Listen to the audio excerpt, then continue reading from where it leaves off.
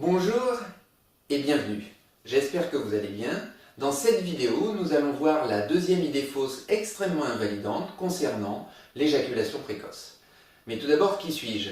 Donc pour ceux qui me connaissent, bien évidemment bonjour. Pour tous les autres, je m'appelle David Jeruzalska. Je suis dans le monde du bien-être et de la santé depuis plus de 25 ans. J'ai démarré mon activité en tant que médecin généraliste et au décours de ma pratique, plus que soigner, j'ai voulu surtout m'attacher à prendre en charge l'étape d'avant, c'est-à-dire savoir pourquoi on tombe malade. Et donc je me suis intéressé spécialement aux somatisations. Les somatisations, c'est tout ce que l'esprit dit ou ne peut pas dire justement avec ses mots à lui, M-O-T-S, le corps va les dire avec ses mots à lui, M-A-U-X. Progressivement, j'ai construit une gestion des émotions et surtout une méthode de développement personnel, ce qui fait que depuis 15 ans, j'ai arrêté l'exercice de la médecine pour me consacrer uniquement à la prise en charge de cette orientation-là.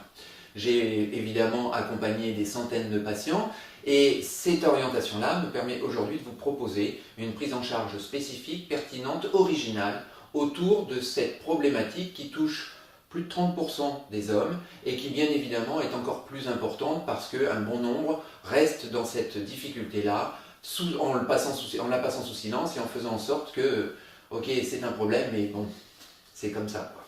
Donc aujourd'hui, la deuxième idée fausse, c'est de considérer que la virilité masculine correspond en tout état de cause à la nécessité de suivre dans l'inconscient collectif les images qui sont distillées, à savoir la virilité optimale, c'est, je dirais, représenté par la culture du porno. Et dans la culture de ce niveau-là, que se passe-t-il? Une dimension qui fait référence dans l'esprit. Je rappelle simplement que c'est une totale illusion. Mais que cette illusion-là va générer dans l'esprit de chacun une base de référence non discutable. Et donc, l'inconscient collectif souligne dans le sens de la virilité le fait qu'il y ait une dimension hors norme du sexe et une dimension hors norme du temps d'un rapport sexuel pour considérer évidemment que tous ceux qui sont en dehors de ces canons-là sont par définition des gens qui vont exprimer une infériorité. Et à travers cette orientation-là, bien évidemment, générer un complexe dans l'esprit de chacun. Je veux que vous compreniez aujourd'hui que cette situation-là est en aucun cas la réalité.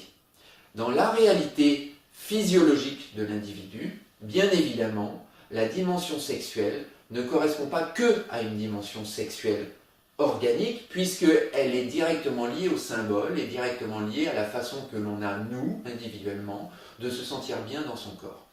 Donc, la dimension aujourd'hui fondamentale à intégrer, c'est que la culture amoureuse, aujourd'hui, nécessite de réinventer les codes relationnels et le code amoureux. Et ensemble, on va comprendre pourquoi.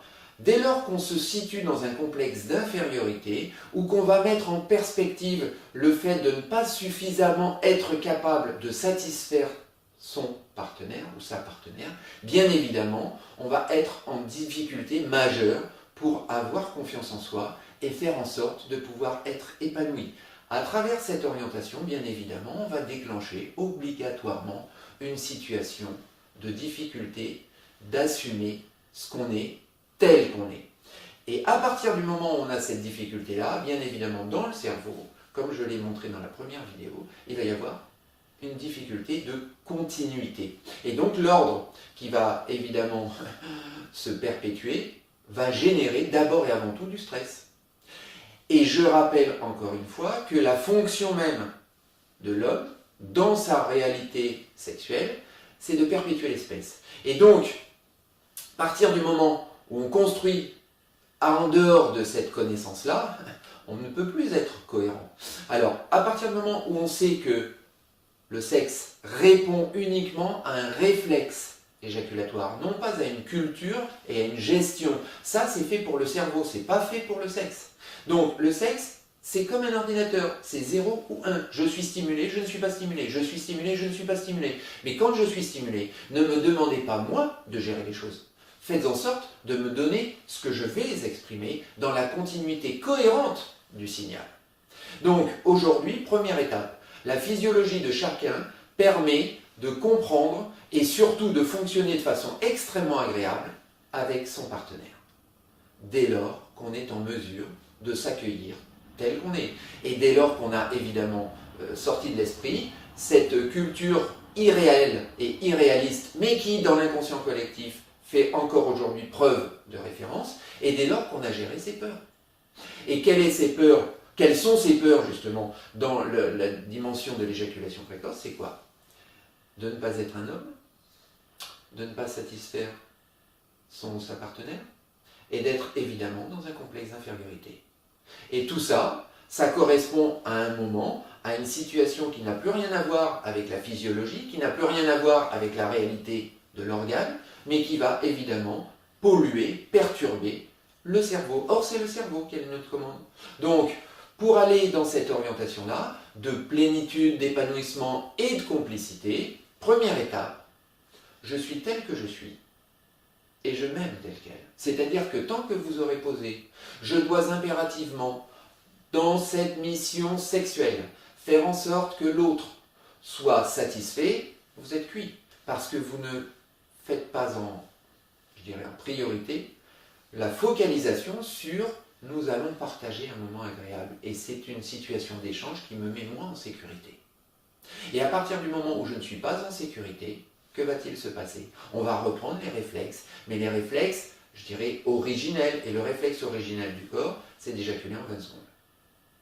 C'est la culture qui va nous permettre d'exprimer autre chose autrement. Et la culture, c'est dans le notre commande, c'est pas dans le fait d'effectuer la réalité.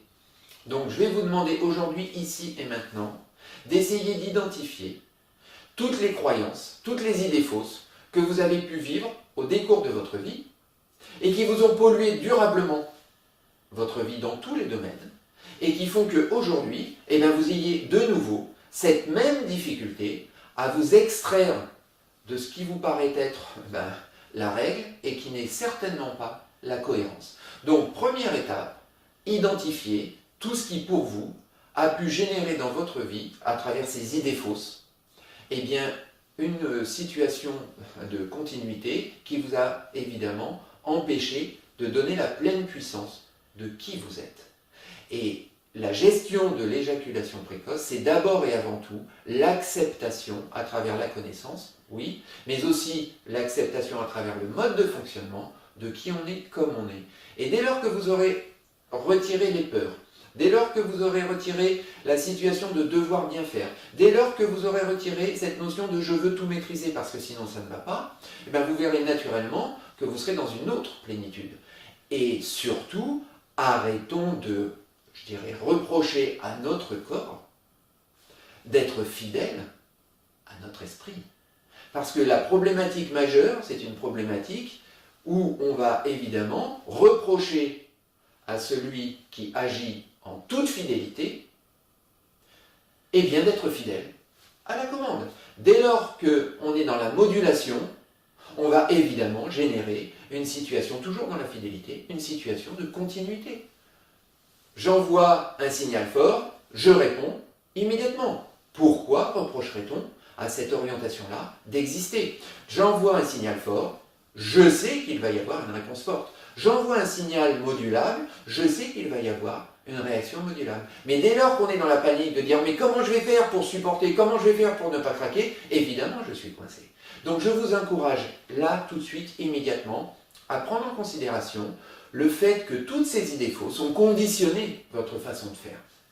Reprenez contact avec toutes les idées fausses qui vous ont accompagné durant votre vie et faites en sorte aujourd'hui de comprendre que celle-ci a encore la vie dure. Nous allons voir ensemble comment s'en sortir. Dans la troisième vidéo, nous aborderons bien évidemment la troisième idée fausse, extrêmement invalidante. À très vite. Alphazur, la connaissance crée la richesse.